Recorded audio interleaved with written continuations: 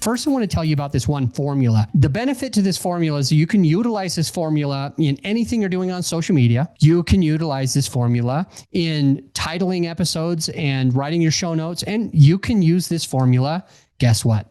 On your podcast. So what's the formula? The formula is called hook, story, offer. Write it down. What are the three words? It's hook, number one. It's story, number two. It's offer, number three. What does a hook mean? It's the thing that grabs their attention. It's like the thing that hooks a fish. It's the thing that grabs them. Now, you also have a big line for the fish. You also have a reel. You also have your own muscles. And sometimes you actually have to connect that fishing pole to the boat because it's a big enough fish. But it's not just the hook. You've got the hook that grabs their attention, but the rest of the stuff is what's really going to give them all the other value.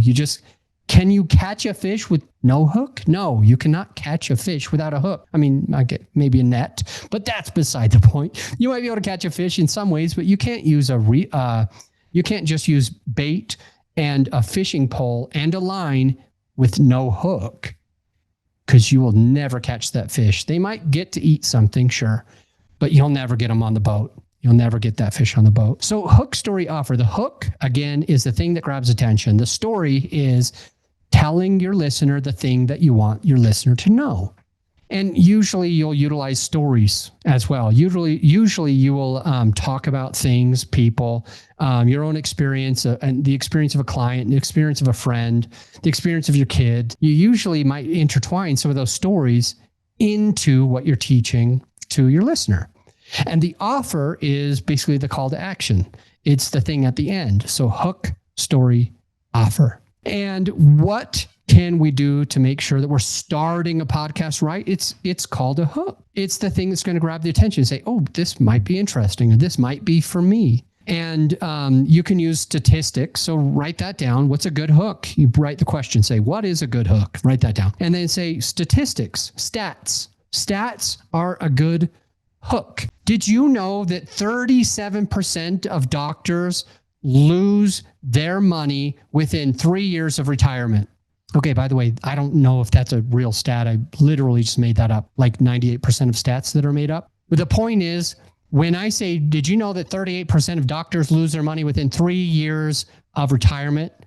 You're like, ooh, 37%. You start to think about it. You start to process it. You start to think about doctors. You start to think about your doctor, and you start to wonder, maybe, is my doctor one of the more than 1 out of 3 that's not going to have money after she graduates, or after she retires? You start to think about that. So a stat is one good hook. What else is a good hook? Another thing that can grab somebody's attention is saying something outlandish, something that's just weird for you, different for you, odd for your podcast. Let's just say you're a real estate investing podcast, and you say, as of today, I'm no longer investing in real estate, and here's why. As of today, I'm no longer investing in real estate, and here's why. That could be a hook. I mean, hopefully it's true, and you don't bait and switch somebody. You don't just, what's the word for it when you just use clickbait to grab the attention, but it changes. We're not looking for that. If you hook them, make sure that you're going to reel them in, and they're going to stick with the whole story. Another thing that you could do, so I already mentioned a stat. I already mentioned like the outlandish thing. I'm quoting real estate. And a third thing you could do is ask a question. You could say something like, hey, do you know how you would do this? Or let me think of a good one for, let's say, an attorney. Let's say I'm a securities attorney, which means I help people raise money the right way. Okay, I'm a securities attorney, and I say, there are 3 ways that you're going to go to jail if you don't follow the law. Well, that was enough, Or did you say, or you could say, or ask, do you know the one most common thing that most common mistake that entrepreneurs make? That could be a good hook, because you're just asking a question.